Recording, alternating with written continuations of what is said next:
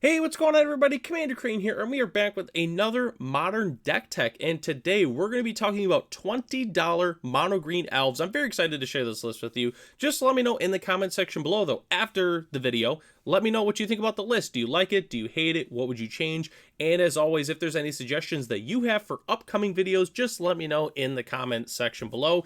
And before we hop into the video here, huge shout out to Patella DVT.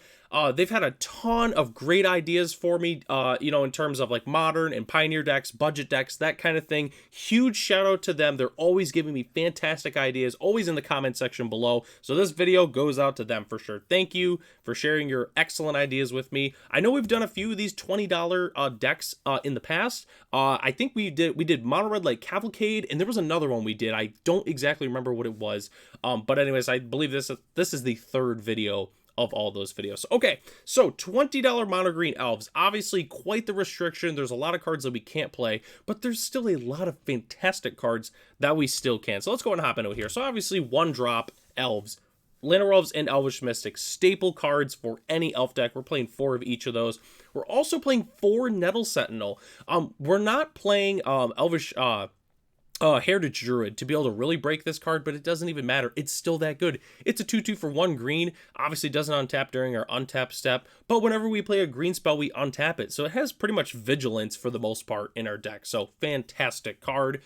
Some of our 2-drops that we are playing, we're playing 4 Dwynen's Elite. A little bit, undervalued now, especially since Elvish Warmaster recently came out, but it doesn't matter. This card is still fantastic. It's a 2/2, and as long as we have another elf, we get a 1/1, which is just an extremely good rate. That's 3/3 for 2. That's 2 different bodies.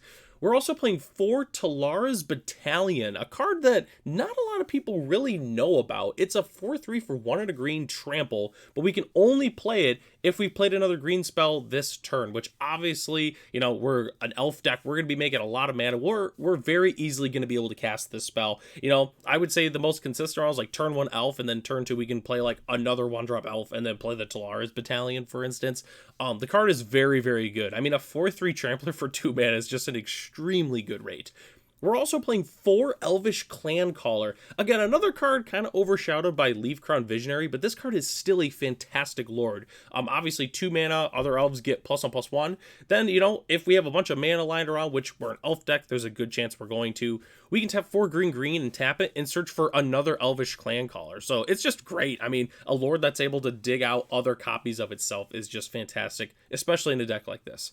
So our next slide here, we've got a couple more of our lords. We're playing 4 Imperious Perfect and 4 Elvish Archdruid.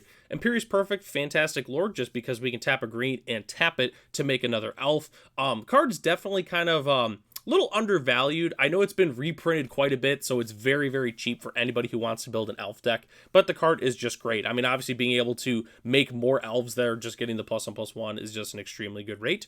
Then we're obviously Elvish Archdruid. It's been a staple elf card for years. Gives our other elves +1/+1, and we can tap it to add a green for each elf we control. So just an extremely great card. Makes a ton of mana.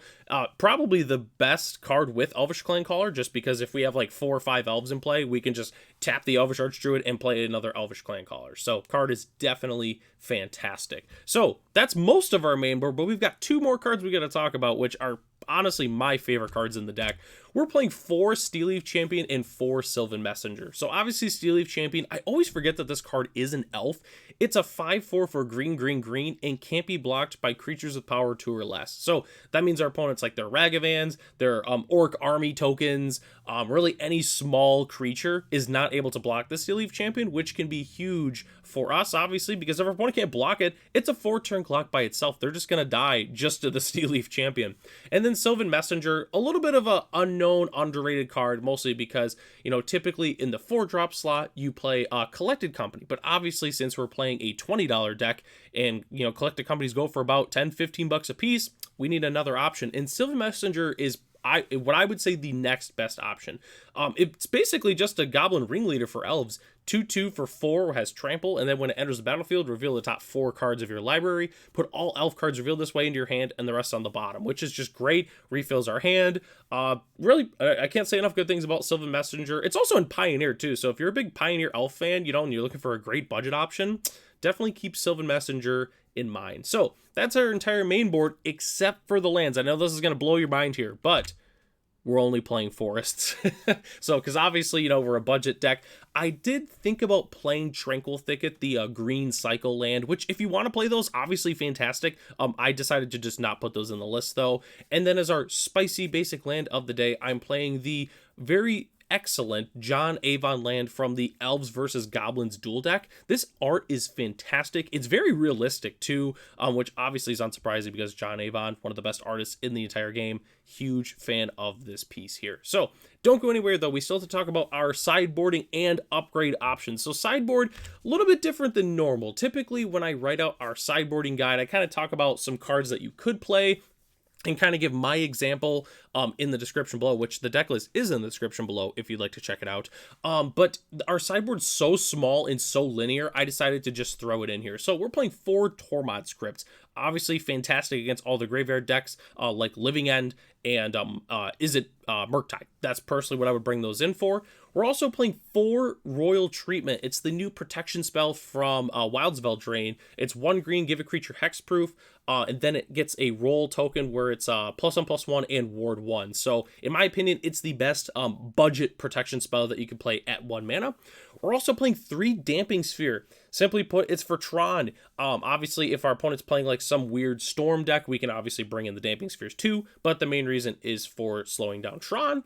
And then we're playing 4 Crushing Canopies. So I really struggled to kind of see what I wanted to put in this slot because we obviously didn't have any artifact enchantment hate, but I wanted to answer specifically for like Murktide Regent. So I ultimately decided to just play the Crushing Canopy. It's an instant for 2 and a green, destroys an artifact, enchantment, or creature with flying. So definitely a lot of flexibility with that card. There's, we can take out Ensnaring Bridges, we can take out Murktide Regent, so we can take out like pretty much any problematic flyer, artifact, or enchantment, except the One Ring. If you're looking for One Ring answers, I would personally play like Unravel the Aether because it chooses an artifact and then it gets tucked or whatever. So it's definitely a pretty solid option if you're looking for a card that can answer the One Ring. So, but obviously if your local metagame looks a little bit different than mine, that's perfectly fine. If there's a ton of burn in your local metagame, I'd throw in some Dragon's Claws. Feel free to go ahead and switch up the sideboard though. I mean, this is definitely not for sure what you should be playing for sure. If your metagame's different, just go ahead and switch that up. So last thing we have to talk about is the upgrade options. So obviously we're playing a $20 deck. There's a lot of room for improvement, and this is personally what I would recommend. So obviously we can add Collected Company. Just got the Sylvan Messengers, add some Collected Companies. Card is absolutely fantastic. Obviously one of the best cards for like smaller creature decks to play. I mean, there's a reason why like Goblins splashes green in Pioneer, because Collected Companies that is just that good of a card. Obviously add some utility lands. Obviously cards like Cavern of Souls is fantastic. Or if you do go Golgari, which is kind of mixed into our next thing, I would highly recommend upgrading to Golgari so you can play cards like Shaman of the Pact, Thoughtseize in the sideboard, Necromenches if you want them. But with the utility lands, you get obviously some great dual lands. You get Guiltleaf Palace. It's a special dual land specifically for Elves, that kind of thing. And then once you get to the point where if you really feel like upgrading it, you can obviously put in some fetches and some shocks. But that's what I would personally recommend for upgrading the deck. And obviously I wanted to throw this in at the end too. Like when I built the deck here for $20, if you've got an extra Leaf Crown Visionary floating around, or you open a Cavern of Souls out of your Lost Caverns of Ixalan box, feel free to throw these in there. Don't feel like you can't play them. Obviously this is just the challenge of, okay, we have $20, let's build a modern deck kind of thing. So feel free to upgrade this. You obviously don't have to keep the list as it is right here as it stands. So that is the end of the video here. We definitely flew through it just because there was a lot of 4 ofs. The sideboarding was quick. There wasn't a ton of different kinds of creatures. Let me know in the comment section below. What do you think about the video? Is there any card that I forgot to mention? Just let me know right there. I'm Commander Crane. Thanks for watching this video, and I hope to catch you in the next one.